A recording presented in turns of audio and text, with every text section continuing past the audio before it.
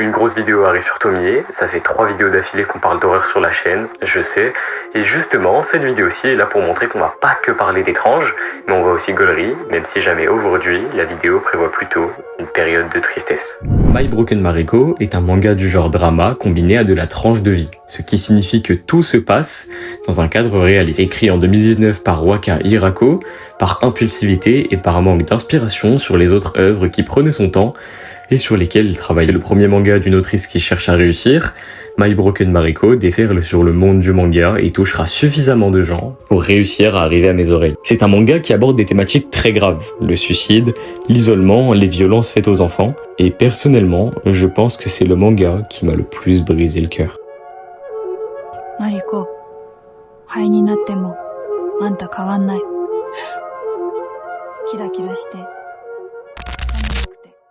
Bon, imaginez-vous, vous êtes au travail, en train de bouffer des nouilles instantanées à 200 yens, et la télé de votre taf vous annonce qu'une personne de 26 ans s'est jetée de son balcon après avoir avalé une grande quantité de somnifères. Cette personne, c'est votre meilleure amie, et ce depuis que vous êtes petite. Vous êtes pourtant allé la voir la semaine dernière, et tout semblait bien aller, aucun signe qui pouvait prédire le drame, aucun signe qui pouvait trahir des envies suicidaires. Il vous manque un client pour compléter votre journée de boulot, mais forcément, vous n'avez qu'une idée en tête, vérifiez si c'est vrai. Alors vous lâchez votre veste de taf, vous sortez votre téléphone et vous appelez et envoyez des messages à votre meilleur ami, qui évidemment ne vous répond pas. Ce roleplay que vous venez de jouer à l'instant est celui de l'histoire de Tomoyo et sa meilleure amie Mariko est bel et bien décédée. Elle revient alors au boulot le lendemain, sans aucune compassion de ses collègues, alors qu'elle précise quand même le décès de sa meilleure amie.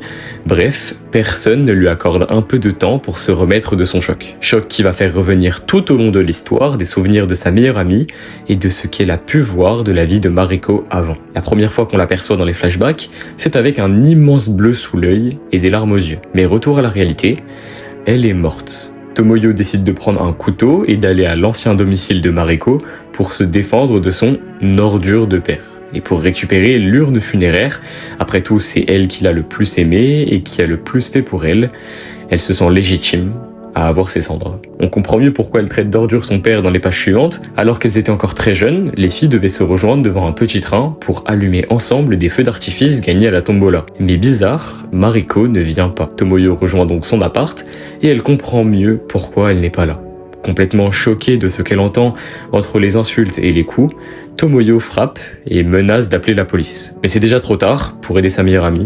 De la crasse, des sacs poubelles et des déchets par terre, un appart digne d'un homme au syndrome de Diogène, elle s'était déjà fait molester. Mariko se faisait frapper par son père, sûrement maltraitée d'autres manières au vu de l'hygiène de vie de l'appartement, mais peut-être avec des bons repas, vu que son père la force à cuisiner à sa place. Des coups qui lui font mal psychologiquement, mais aussi physiquement, l'environnement le plus anxiogène et horrible qui soit pour une enfant. Tomoyo arrive enfin chez l'ordure, et c'est la seconde femme du géniteur de Mariko qui ouvre. En slalomant entre les déchets moins présents, dû à la nouvelle femme qui avait l'air gentille, elle se demande si les choses se seraient passées différemment si elle était là depuis le début. Puis elle repense au moment où la génitrice, donc la vraie mère de Mariko, est partie. Et du moment où elle est revenue, sa fille faisait tout pour qu'elle reste. Tellement heureuse d'avoir enfin une famille réunie, étant aux petits soins, lui faisant plaisir, mais ce n'était peut-être pas assez pour sa maman, et déjà beaucoup trop dans la vie d'une si jeune Mariko. Alors qu'elle s'était confiée à sa mère sur les attouchements et autres choses horribles que son père lui faisait subir en plus des violences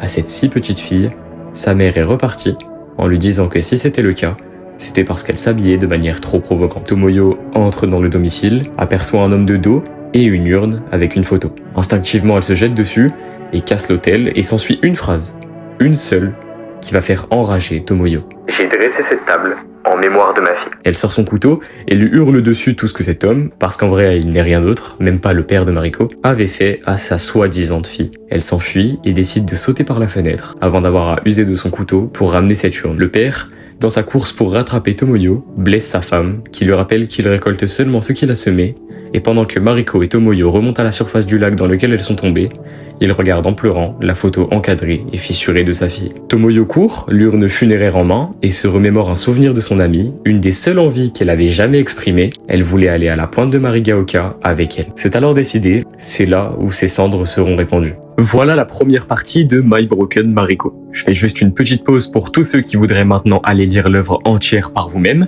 Je vous invite à vous rendre à ce timecode.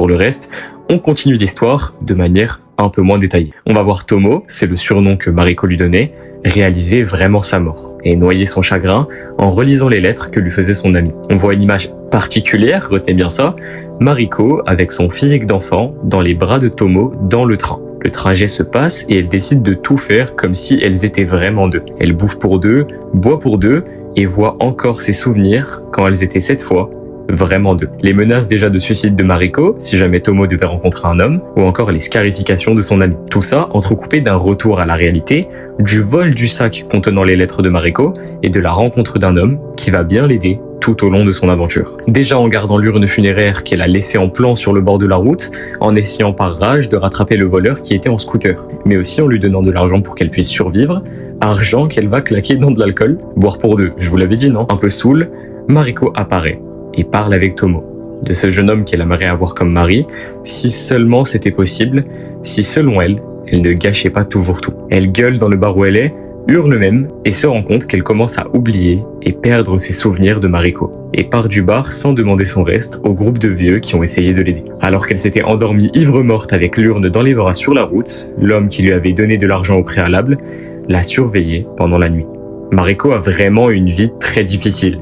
Et encore, difficile est un mot très faible, car son père n'a pas été le seul souci qu'elle a dû affronter dans son histoire. Ses amours aussi ont été très compliqués, et heureusement d'ailleurs que Tomo a toujours été là pour l'aider, l'a gardé chez elle, et elle a même attaqué son ex à coups de poing. C'était du donnant-donnant après tout au vu des marques sur le corps de Mariko. Puis elle a revu son ex, il l'a traîné par terre, et son bras a fait crack, son porte-monnaie lui a été dérobé, et comme elle le dit, c'est pas grave, il n'y avait que 130 yens après tout. Elle-même se dit qu'elle est bousillée, c'est ce qu'on lui répète depuis petite, et elle fait des choses qui énervent les gens. Alors il la tape, elle n'écoute pas qu'il lui donne des coups, et elle les provoque, alors il la touche. Elle rigole beaucoup de sa situation, après tout, l'autodérision semble être la dernière chose à laquelle elle peut se raccrocher pour éviter de sombrer. Elle aime juste quand Tomo se met en colère. Ça lui montre que quelqu'un tient vraiment à elle, puisqu'elle n'a qu'elle. Enfin, après tous ses souvenirs, après s'être rappelé de tout ce qu'elle a vécu avec son ami, elle a atteint son objectif, la pointe de Marigaoka. Puis encore, Mariko apparaît et demande à Tomo de lui dire que tout est de sa faute. Après tout, si elle ne méritait pas ce qui lui est arrivé, pourquoi est-ce qu'elle n'a jamais rencontré quelqu'un de bien à part Mariko ?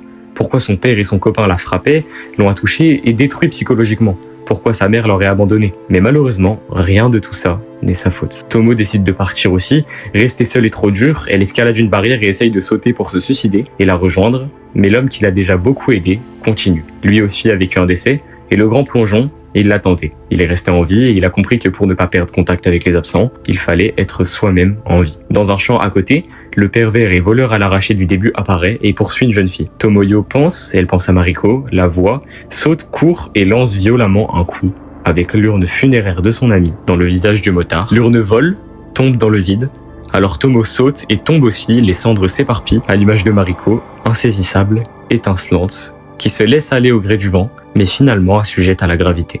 Elles tombent ensemble, réunies une dernière fois avant de se dire adieu.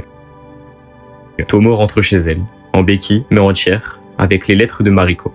Elle retrouve ses escarpins oubliés chez l'ordure, avec une lettre avec noté « Pour Tomo ». La lettre sur le visage « Merci ». Merci fut les derniers mots de cette histoire. Bon, c'était cardio de fou. Les gens qui ne voulaient pas se spoil devraient tout juste revenir de la fin du chapitre 1. Ce manga touche beaucoup, mais qui sont les personnages et pourquoi est-ce que ça marche aussi bien ? Déjà, le manga s'inscrit dans une tonalité réaliste comme on l'a déjà précisé. Tout ce qui se passe est très détaillé, dans des situations que toute personne lambda vit. La mort d'un proche déjà, un drame que tout le monde va vivre malheureusement, le deuil, le travail, les trajets en bus et tous les détails qui accompagnent l'histoire qu'on a l'habitude de vivre. Les souvenirs qui s'entremêlent à l'histoire de Tomo rendent les choses vraiment spéciales. On n'a pas tout d'un coup, mais on débloque plutôt des souvenirs reliés au bon moment qui lui rappellent ce qu'elle a vécu avec Mariko. On ne voit jamais la mort, mais plutôt le vivant et l'après. En fait, c'est très dur de comprendre au vu de l'immensité des choses qui nous sont racontées dans ce one-shot. Entre la culpabilité d'être vivant, la volonté de réparer des choses déjà cassées, la dénonciation des violences envers les femmes et les enfants, le danger que représentent certains hommes, mais aussi que d'autres valent le coup d'être respectés, ça nous enseigne aussi beaucoup de choses sur l'impuissance, la santé mentale et le suicide aussi. On ne peut pas toujours sauver les gens qu'on aime, mais on peut encore choisir ce que leur absence fera de nous. C'est pas seulement quelqu'un qui vient de perdre sa meilleure amie là. C'est une fille qui perd sa meilleure amie qui n'a jamais eu droit au bonheur. Et vivre après, ça reste très compliqué. surtout sans vraie explication. Et c'est pour ça que la fin est si libératrice. Regardez la manière dont Mariko revient à l'école en général. Elle est toujours blessée, et pourtant aucune aide ne lui est attribuée, à part celle de son ami. Ça aussi, c'est la dénonciation de l'autrice du système nippon qui laisse les choses se passer comme elles ne devraient pas. La santé mentale de Mariko, qui pense qu'elle ne mérite rien parce qu'on l'a toujours détruit psychologiquement, l'a dit elle-même, elle est brisée, mais alors par où commencer pour se reconstruire après tout ça? Est-ce que c'est même possible? N'est-ce pas plus simple d'abandonner? Et toutes ces thématiques abordées le sont de manière très naturelle grâce aux personnages écrits de manière très scrupuleuse. Commençons par le père et la mère de Mariko. Elle n'a pas eu de figure maternelle et a eu une génitrice qui ne servait qu'à l'enfoncer dans son malheur. Alors elle a dû s'accrocher à Tomo, comme on l'a vu à la fin de l'œuvre avec cette case. Le géniteur a une case particulièrement marquante lui, celle de la photo brisée de Mariko avec ses larmes. Après avoir compris tout ce qu'il avait fait subir à sa fille et le retour de bâton, il pleure et s'en veut. Mais le cadre photo reste brisé. C'est pas parce qu'il s'en veut maintenant de ce qu'il a fait à sa fille avant que ses larmes vont la ramener. Il n'avait qu'à ne pas la violer, la frapper et descendre psychologiquement. C'est à cause de lui si elle s'est suicidée. L'homme aux cheveux dans les yeux est un personnage aussi extrêmement intéressant et marquant, représentant la future Tomo selon moi. Une Tomoyo qui a compris comment vivre pour honorer sa meilleure amie. Ne pas partir avec elle, mais vivre pour elle. Quelqu'un qui a vécu pareil, qui sait ce que ça fait et aide à comprendre ce que l'on vit. Aide dans tous les sens du terme pour vivre et faire les choses bien. Mariko, elle, joue la fille brisée, intérieurement comme extérieurement. Depuis toujours et pour toujours, sans chance, qui a une vie injuste, qui n'a que son ami pour elle et qui préfère en finir plutôt que de continuer à vivre avec ses douleurs. Mais comment vivre quand on n'est plus rien? On n'attend rien des autres, rien de soi-même, vivre semble vraiment impossible. Et enfin, Tomoyo, la survivante. Celle qui doit affronter la perte de cet être cher, qui doit affronter la tristesse d'être seule et la culpabilité de ne pas avoir pu potentiellement sauver celle qu'elle aimait. La relation entre Mariko et Tomoyo reste impossible à définir et est probablement l'une des choses les plus importantes de My Broken Mariko. Elle est omniprésente, après tout c'est sûrement la seule vraie relation observable dans le manga, et au premier regard, ce sont deux meilleures amies, deux filles qui se connaissent depuis longtemps, qui se trouvent chiantes parfois, mais au fond, qui s'aiment, qui se comprennent sans même avoir besoin de parler et qui cherchent à se rendre heureuses, et surtout à se réparer. Mais plus on découvre leur histoire, plus cette définition paraît insuffisante, parce que Tomoyo n'est pas seulement l'amie de Mariko, elle est parfois son refuge, parfois sa protectrice, parfois sa maison, la personne qui lui sert de repère, et d'une certaine manière, elle occupe une place presque familiale dans sa vie. Tomoyo est l'une des rares personnes auprès desquelles Mariko peut réellement être elle-même. Elle n'est pas présentée comme parfaite, leur amitié. Elle se dispute, Tomoyo peut être agacée par Mariko, elle peut aussi être compliquée à comprendre, et pourtant, derrière ces petites tensions, il existe une confiance extrêmement profonde et l'une des amitiés les plus fortes que j'ai pu voir en manga. Elles n'ont pas besoin de constamment se dire qu'elles s'aiment ou qu'elles tiennent l'une à l'autre, elles le montrent. Dans leurs conversations, dans leurs habitudes, dans leur façon de se retrouver, dans les souvenirs qu'elles partagent, Tomoyo connaît une partie de Mariko que les autres ne voient pas. Elle connaît ses blessures, ses fragilités, ses contradictions, et surtout, elle continue de l'aimer malgré tout ça. Mariko a une relation extrêmement compliquée avec sa propre famille comme on l'a vu. Son foyer, qui devrait normalement être un endroit où elle se sent protégée, devient au contraire une source de souffrance. Tomoyo prend alors progressivement une place que sa famille ne remplit pas correctement, la place de mère. Elle devient une présence rassurante, quelqu'un vers qui Mariko peut revenir. Et c'est peut-être pour cela que leur amitié paraît parfois presque familiale. Tomoyo n'est pas seulement celle qui partage les bons moments avec Mariko, elle est aussi celle qui reste lorsqu'il n'y a plus rien de drôle, comme le ferait une mère. On peut parfaitement interpréter le lien entre Mariko et Tomoyo comme une forme d'amour qui dépasse l'amitié traditionnelle. Pas nécessairement parce que le manga chercherait à nous dire elles sont officiellement amoureuses, mais parce que leur attachement possède une intensité qui peut être lue de manière romantique. Tomoyo ne considère pas Mariko comme une simple amie comme les autres. Elles ont une intimité émotionnelle qui dépasse les mots. Et finalement, le manga ne cherche peut-être même pas à nous demander de choisir entre amitié et amour. Il nous montre simplement deux personnes qui s'aiment énormément, sans nous donner une étiquette précise pour définir cet amour. Et c'est ce qui rend la mort de Mariko si violente. Tomoyo ne perd pas seulement sa meilleure amie. Elle perd une personne qui occupait plusieurs places à la fois dans sa vie. Tout ce qu'elle aurait pu encore devenir devient de l'ordre de l'impossible. Toutes les conversations qu'elles n'auront plus, tous les moments qu'elles n'auront plus, et toutes les choses qu'elles auraient voulu faire pour elle.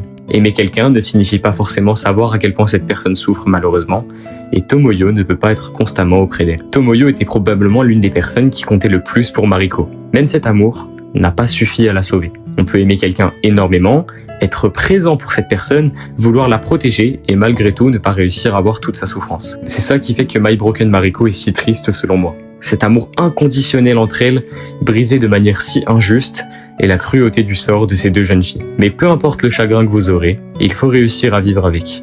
Réussir à vivre pour ceux qui sont absents et continuer à les aimer comme ils vous aiment de là où ils sont.